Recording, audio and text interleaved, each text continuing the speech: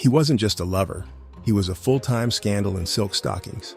Giacomo Casanova didn't seduce women, he seduced cities. He outcharmed kings, outconned nobles, and once escaped a prison using nothing but a hidden nail file and an ego the size of Europe. This isn't the story of a smooth-talking heartthrob. It's the story of a man who turned lust into leverage and made pleasure his profession. In this episode, we're counting down the wildest, weirdest, and most wildly inappropriate moments from the original Playboy's life. Because Casanova didn't just break hearts, he broke laws and he broke rules, and occasionally he broke reality. 1. That time he seduced a nun and her entire convent. Casanova didn't just flirt with danger, he took it to mass. At the age of 23, he began an affair with a nun named M.M. in a Venetian convent. Scandalous enough, right? But this is Casanova, he didn't stop there. With the help of another nun and lover, C.C., the three of them pulled off a love triangle that doubled as a jailbreak fantasy. Secret notes, nighttime visits, and yes, sacrilegious rendezvous behind church walls. He later bragged in his memoirs that the experience was more spiritual than sinful. The Vatican, unsurprisingly, disagreed. 2. The prison break that became a legend. In 1755, Casanova was thrown into the Leads, a notorious Venetian prison under the Doge's palace, for being morally corrupt, spreading forbidden books, and general Casanova-ness. But iron bars weren't enough to hold this man. Using smuggled tools, a priest disguise, and sheer nerve, he dug through his cell ceiling and escaped across the rooftops of Venice. He later wrote about the ordeal like it was a vacation gone slightly off plan. He said, "I was born for gallantry, not for chains." Apparently he meant it. 3. When he got banned from Paris for being too extra. Casanova loved Paris. Paris was not always thrilled with Casanova. At one point, he charmed his way into the high society of France using a fake identity, claimed he had a secret formula for turning mercury into gold, and almost convinced Louis XV's court to fund his fake science. Once the ruse fell apart, he was politely shown the door, by which we mean he was exiled for being a total con man with great hair. Number 4. The time he tried to start his own country. Why settle for being the most notorious libertine in Europe when you could be king of your own island? Casanova once joined a scheme to create a sovereign micronation off the Adriatic coast.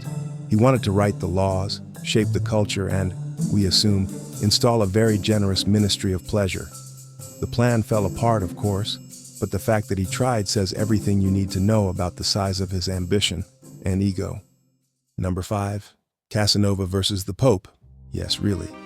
While traveling through Rome, Casanova got an audience with Pope Clement XIII. Most people would be honored. Casanova? He used it to argue that his writings shouldn't be banned. According to his memoirs, he charmed the Pope so thoroughly that the conversation turned to astrology, women, and the fine art of not getting caught. He later said, "Even a pope is a man before he is a saint." Bold strategy. 6. He wrote a you-know-what manual before it was cool. Long before everyone else, Casanova was out here giving unsolicited advice. In his later years, he penned Histoire de ma vie, a memoir so graphic it was kept under lock and key for centuries. But it wasn't just about bragging. He actually included philosophical musings on love, gender, seduction, and morality. Basically, Casanova wrote the 18th century version of a dating podcast, complete with problematic takes. Number 7. He dueled a man for insulting a woman's hair. Casanova once challenged a man to a duel after the guy insulted a woman's wig. Not her honor, not her virtue, her wig. The duel, which involved pistols at dawn, ended with Casanova wounded but victorious. He considered it a moral victory. The woman, for her part, was reportedly unimpressed. 8. The lover who turned out to be his daughter, allegedly. Yes, you heard that right. In one of the most disturbing entries in his memoirs, Casanova writes about a young woman he fell in love with, only to later suspect she may have been his biological daughter. The two had a romantic relationship anyway. He wrote, "Fate is cruel." That's one way to put it. Most historians hope this was one of his more fictionalized accounts. Still, yikes. 9. His obsession with masquerades and masked affairs. Casanova didn't invent costume parties, but he definitely turned them into a contact sport.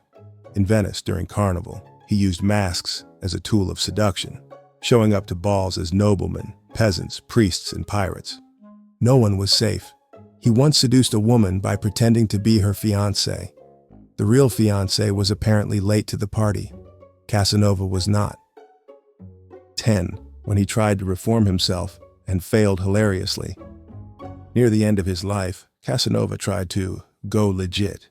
He took a job as a librarian in Bohemia, hoping to live out his days in peace and reflection. But old habits die hard. He ended up seducing the local barmaid, feuding with church officials, and writing letters complaining about the food. He died at 73, still trying to convince the world and himself that his sins were just misunderstood acts of passion. Because Casanova didn't just live dangerously, he loved dangerously. And history's never quite recovered. So what do we do with a man like Casanova? He wasn't just a lover. He was a schemer, a runaway, a trickster, and a myth maker. He swindled popes and seduced nuns, wrote plays and prison break memoirs, and somehow turned his scandal into stardom. But in the end, he died alone in a dusty library, writing stories no one read, about glories no one remembered, except us.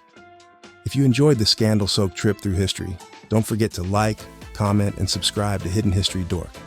We've got 100 more legends just waiting to get dragged into the daylight. And remember, history doesn't